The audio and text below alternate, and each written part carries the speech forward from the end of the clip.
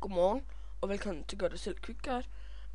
I dag vil jeg vise jer, hvordan I snyder i 3D pinball, og altid får topscoren.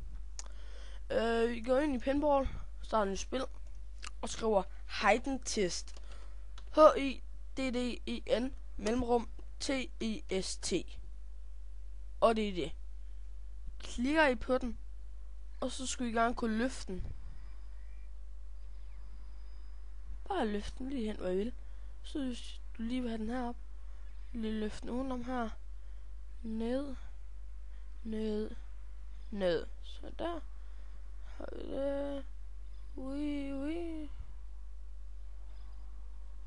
Den mission.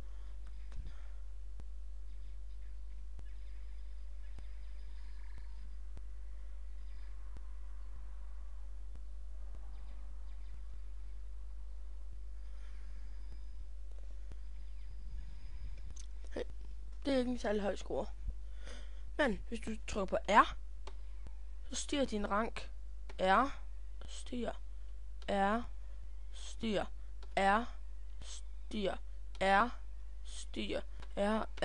R. Det bedste rank overhovedet. Så du tror jeg bare trykke på, selvom du ikke har den bedste score overhovedet. Så bare klik på H. Så får du 1 million points.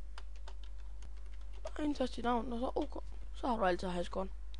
Det var den afsnit af Gør det selv Quick Guide, og jeg håber, at det var nødvendigt.